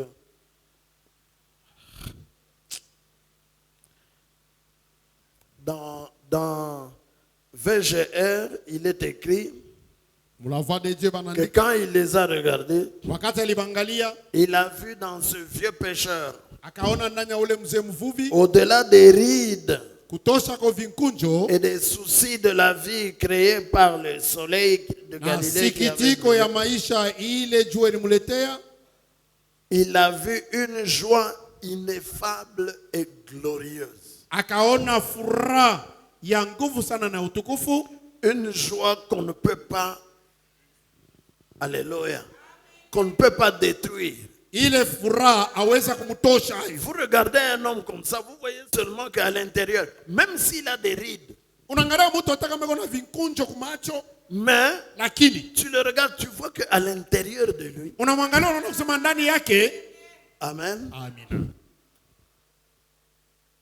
Mais quand il a fixé les yeux sur leur visage, Wakati alitia macho hapa mauso l'un yao, d'eux, mmoja jeune, wao kijana, le teint rayonnant de jeunesse, ngozi kunangana ujana, l'autre âgé et ridé. mwingine mwenye kukomea na vikunjo. Alors que Pierre et Jean montaient vers la porte, Wakati Yohana na Petro alipanda il a remarqué quelque chose dans le jeune homme. aliona kitu kimoja ndani ya huyu kijana. L'incarnat de son visage était un peu plus rayonnant qu'à l'ordinaire. Kuonekana kwa uso wake kulikuwa kwa kunanga kuliko vile nekalaka. Au-delà des rides et des soucis qui avaient marqué le visage de ce vieux pécheur, Kutosha kwa vinkunjo na sikitiko ile lionekana kuhusu ya huyu mvuvi mkubwa, visage brûlé par le soleil de Galilée, uso wenye kuchuwika juu ya jua Galilaya, il a vu une joie ineffable et glorieuse. aliona furaha ila aweza kumtosha na utukufu. Il a vu quelque chose qui paraissait un peu différent. Aliona kwa kitu kimwa kinachana na vitu vingine. Écoutez ce que Frère Branham dit. Sikilizeni vile Branham anasema. Vous savez, Mnajua il y a quelque quelque chose dans le christianisme qui fait que l'apparence des gens change. Kunekalaka kitu kimoja mubukristu kile kikunafanya kusema kuonekana kwa watu kunabadilika. Ce sont les plus belles personnes du monde. Ni batu bazuri sana na barembo mudunia. Vous ne dites pas amen à ça? Amsema mina kuile. Alléluia. Amina. Dans le christianisme, il y a quelque chose qui fait que l'apparence des gens munekalaka kitu kikunafanya kusema kumauso ya bantu change. kunabadilika. Quand il était pécheur, Wakati alikuwa mtenda zambi, Ursula alikuwa namna moya hivi. Mais quand il devient chrétien lakini akikuwa et que le Mkristo Saint-Esprit entre dans son na cœur, Roho Mtakatifu anaingia vous le ndani ya regardez, moyo, vous voyez que même son apparence change. unaangalia unaona na uso wake Ainsi unabadilika. dit Frère Branham, Hivi ndio Branham anasema. ce sont les personnes les plus belles du monde. Ni batu bazuri na barembo sana wale wanakalaka mdunia. Les femmes chrétiennes sont les femmes les plus belles. Ni banamuke bazuri na barembo. Si toi tu n'es pas d'accord avec ça, il y a quelque chose qui ne va pas dans Kama ton wewe cœur. uitike hii kuna kitu Pour kimeke Frère ndani na wewe. Branham, ce sont les femmes les plus belles. Je ndugu Branham ni banamuke barembo. Vous ne pouvez pas regarder une mondaine Aweza kuangalia mwanamke wa dunia avec des couleurs partout là-bas, bleu, vert, sous les yeux. twekunda manjano. Si tu trouves ça samawi. beau, Kama wewe unaona vitu vya vile ndio si vizuri tu kwako. trouves ça belle, Kama unaviona ndio vizuri il y a kwako. quelque chose qui ne va pas dans ton Kitu cœur. kinaendelea ndani ya moyo wako. Alléluia. Amen. Mais les chrétiennes, Lakini avec Wakristo des visages naturels, na mauso yao ya kizalikio. pas d'artificiel autour pas de mèches, des histoires, ainsi Bimameshi na de suite. bimabintu kupichwa. Alléluia, mais vous la regardez. Unamwangalia. Frère Branham dit ce sont les personnes les plus belles. Ndugu Branham anasema ni wanawake warembo, wazuri. Même les hommes, quand vous les regardez, si c'est un chrétien, Hata wanaume kiwaangalia kama kama même Mkristo. s'il a des oreilles comme les miennes ici, mashikio Hata saya kama una kalulu, mashikio saya na saya mpua kalulu, munene, na mais mpua munene. s'il a le Saint-Esprit dans le Lakini cœur, akikuwa na Roho quand Mtakatifu tu ndani le ya moyo, regardes, tu ukimwangalia trouves que hivi, c'est un beau garçon. unaangalia usema ni kijana mzuri mrembo. Haleluya. Qu'est-ce qui fait ça? Nini unafanya C'est vile? la joie qui est dans le cœur. Ni furaha yenye ndani ya moyo. Une joie ineffable et glorieuse. Furaha inaweza kumunyang'anya na ya utukufu. Oh, j'ai pris beaucoup de temps. Nachukua wakati Mais mrefu. souvenez-vous, Lakini la mkumbuka Bible dit, Biblia inasema soyez toujours joyeux. uwe paka na furaha. Quand vous avez le Saint-Esprit, Wakati kuna Roho Mtakatifu, le Saint-Esprit met la joie dans le cœur. Roho Mtakatifu kunatia furaha ndani ya moyo wako. Alléluia. Amina. Une joie ineffable. Furaha ila weza kuondosha mtu. C'est-à-dire que vous ne pouvez pas détruire cette joie. Vous ne pouvez pas l'enlever. Ni kusema weza kumnyang'anya ile furaha. Même les persécutions, quand elles arrivent, le chrétien, lui, il a toujours la Hata joie. mateso kama namfikia Mkristo kama Même quand anafuraha il ndani. est dans les bonnes choses, lui, il a toujours une Hata joie. kama kwa vitu vizuri kwa na furaha. C'est une joie ineffable. Ni furaha isiyobadilika. C'est une joie glorieuse. Ni furaha utukufu. Il marche les poches vides. Ewa natembea mifuko Il bure. n'a pas d'argent, Ana fedha. mais il a quand même la joie dans le Lakini wana cœur. furaha ndani ya moyo.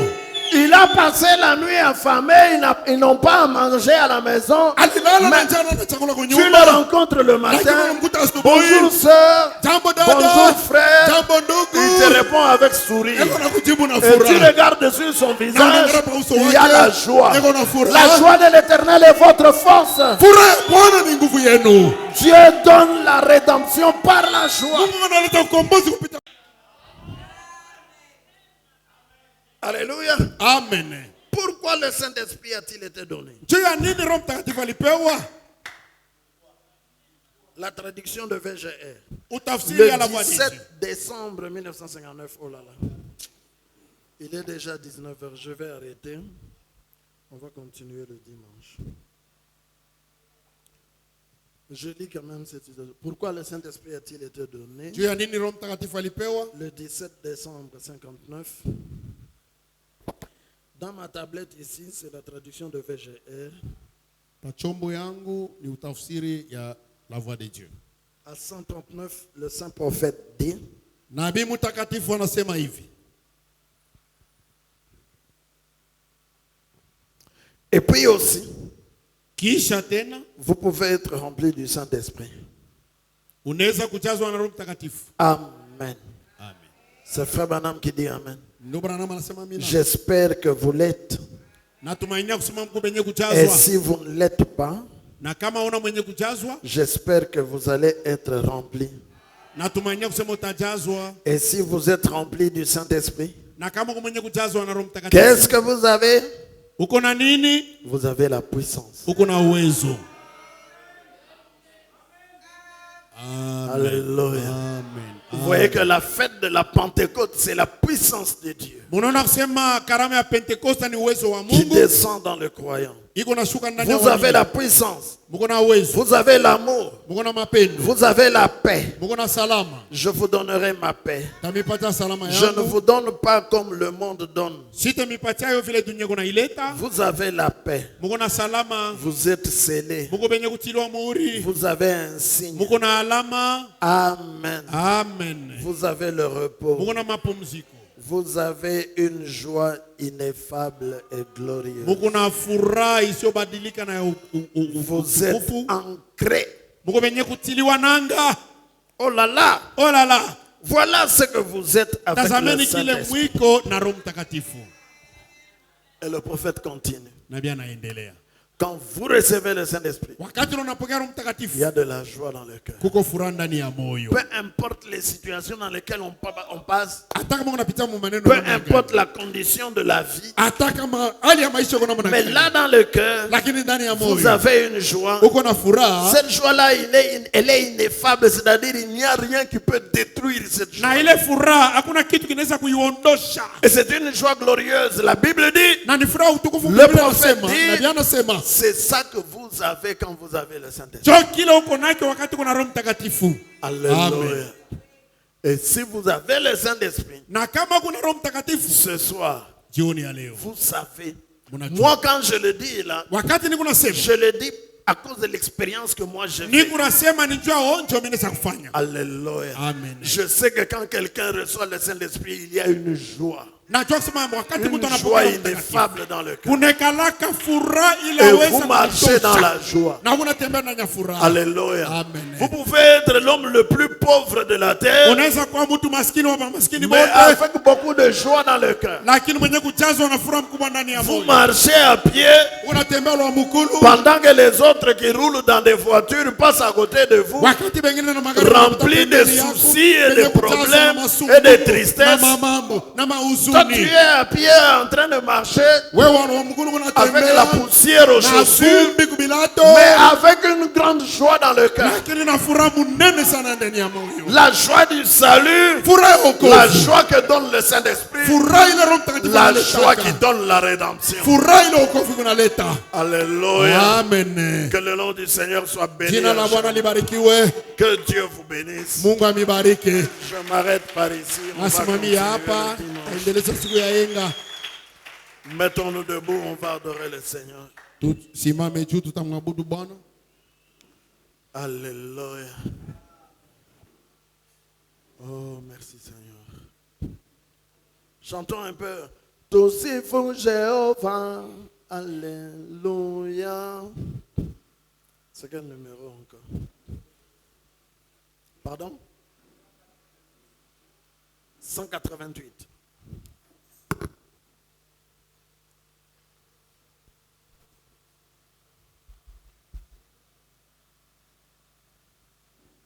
Oui, c'est ça. Tout c'est faux Jéhovah. Alléluia. Allons-y. Tout c'est faux Jéhovah. Alléluia. Allez, Thomas, moana. Alléluia. Kozale wa momwele ya lofo. Elia tokombo. Alléluia. Ere, ere, ere.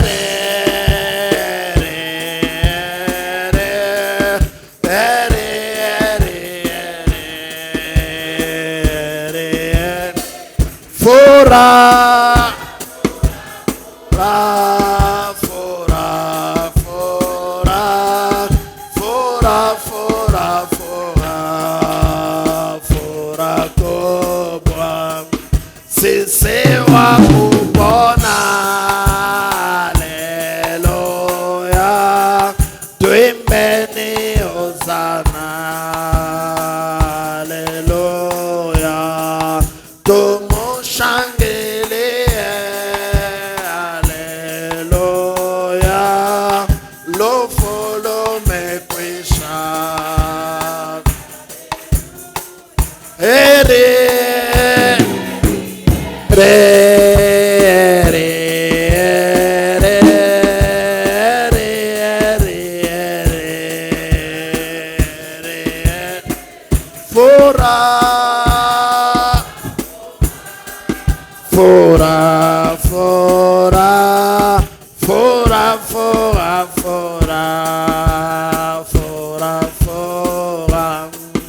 Ndogo na dada loya toka mukabure ya dunia omwamini Yesu haleluya ive utapona haleluya heri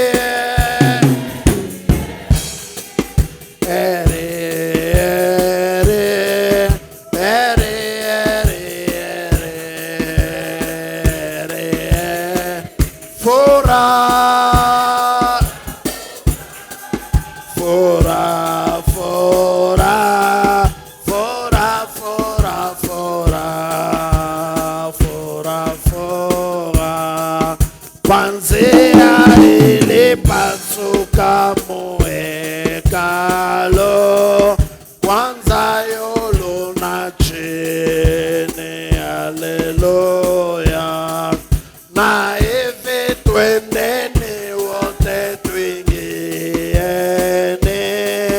huzuni na mateso binaishi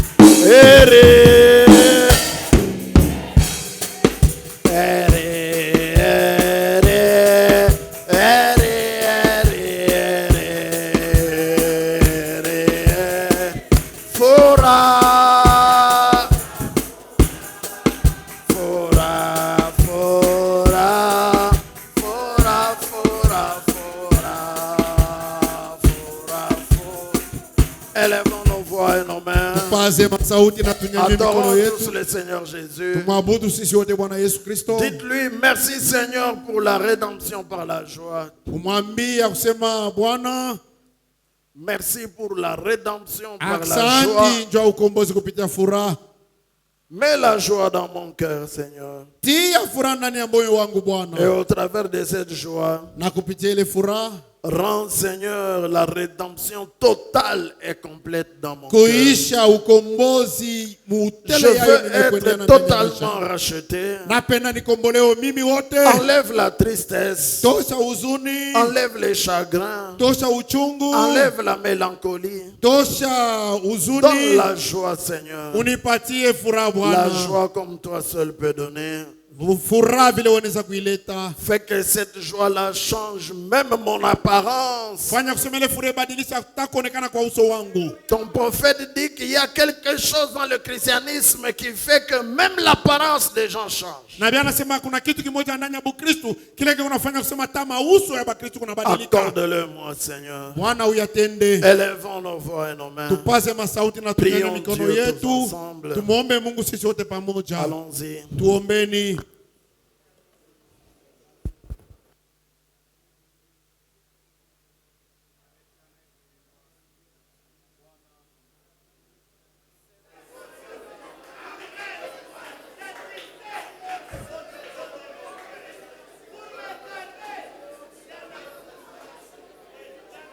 Kwa nyimbo twakutolea, haleluya, shangwe kubwa kwako, haleluya, ukubali Bwana, haleluya, mujina la Yesu. Alléluia. Eri, eri, eri, eri, eri, eri, eri, eri, eri. Fora, fora, fora, fora, como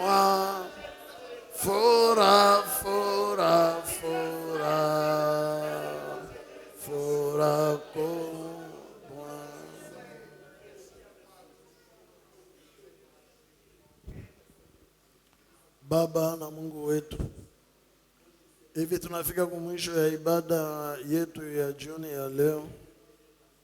Tunakushukuru na kupigia asante sana Seigneur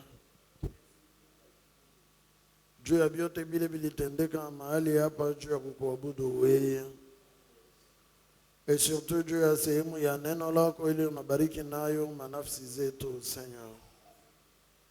Jina lako lisifiwe Mungu. Tunashukuru na tunasema asante sana kwa moyo wote Seigneur, juu ya vile ulitutosha mudunia Seigneur, na unaweka hatua za miguu yetu munjia mule weye uko unakabidhi binadamu ukombozi Seigneur. Asante juu ya ukombozi kupitia damu yako ile ulimwanga kwa msalaba. Asante juu ya ukombozi kupitia uwezo wako ule mwenye kudeployer Seigneur. Asante pia Bwana juu ya ukombozi kupitia furaha. Mungu wetu, ubariki taifa yako jioni ya leo na uipatie furaha Seigneur. Unyoshe mkono wako, utoshe mateso, utoshe manunguniko, utoshe huzuni, utoshe boka, utoshe bilio, utoshe Seigneur vyote vile viko de messagers vya shetani Seigneur, bien kutokea mu enfer. Oh Dieu, enlève cela Seigneur, na ufanye en sorte que kwa mkono wako wa nguvu uyaze moyo wa kila mmoja wetu na furaha. Furaha moya ile bintu vya pa dunia, hata persecution, hata magumu ya namna gani, hata mateso ya je haiwezi kumaliza Seigneur, na haiwezi kuua ndani ya mioyo yetu. Tu as fait cela pour tous les chrétiens au travers des âges, Seigneur éternel. Nous voyons que dans les apôtres, Dieu bien-aimé Jésus, on pouvait les prendre, on les arrête, on les bat, et puis eux, ils sont en train de se réjouir pour avoir été battus et maltraités à cause du nom du Seigneur. Mungu, uko sawa sawa jana leo na hata milele. Wewe ule barianza kuabudu ile wakati na ulibapatia ile furaha. Njoo paka wewe Bwana Yesu Kristo moja moja ule shehe tuko tunakuabudu mahali hapa Seigneur kwa hii wakati ya kumwisho.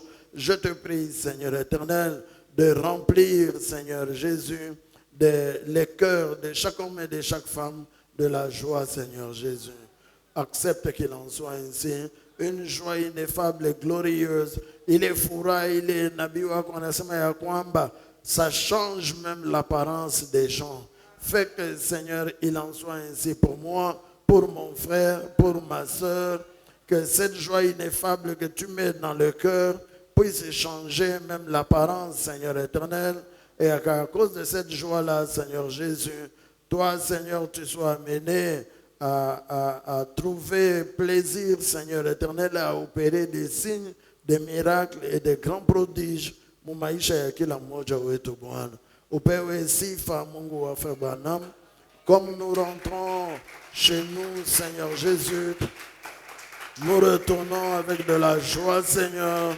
Je te prie, oh Dieu, que ou accompagner kila mmoja wetu munjia mule kunatembelea, Seigneur.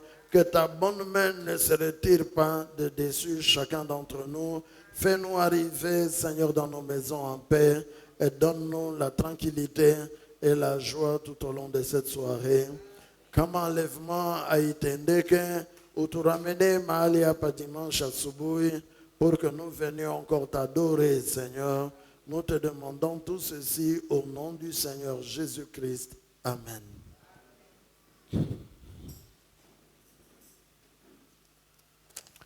Que le Seigneur vous bénisse. Amen. Nous allons continuer le dimanche, aller dans la paix. Tutaendelea siku ya yenga mwende msalama. Amen. Et souvenez-vous d'être toujours joyeux. Na mkumbuke kila mara muwe paka na furaha.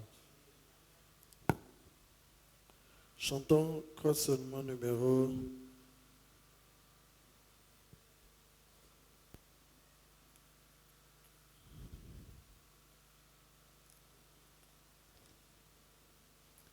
'Laisse-moi marcher, Seigneur'. C'est quel numéro?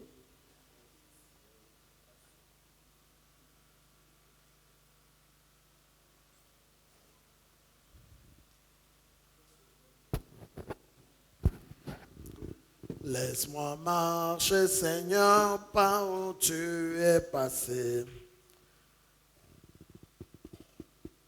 Allez dans la paix et que Dieu soit avec chacun d'entre vous. Chantons ce chant-là pendant que nous sortons. Allons-y, 4. Laisse-moi marcher, Seigneur, par où tu es passé. Chemin conduisant vers le ciel. Partout donnant la joie aux gens abandonnés. Remplis-moi chaque jour. Seigneur, remplis-moi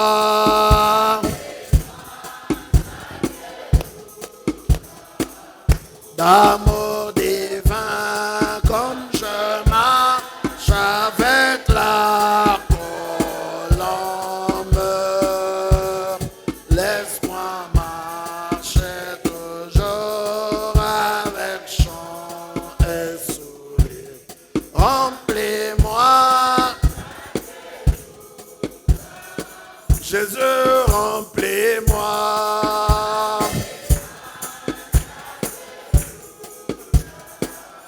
Agapao, j'avec la colombe. Laisse-moi marcher toujours. Remplis-moi d'amour. Garde-moi à côté de mon sauveur aigu. Ne me laisse pas dans les ténèbres. Garde-moi du courroux et satisfais mon âme. Remplis-moi, mon Dieu, remplis-moi.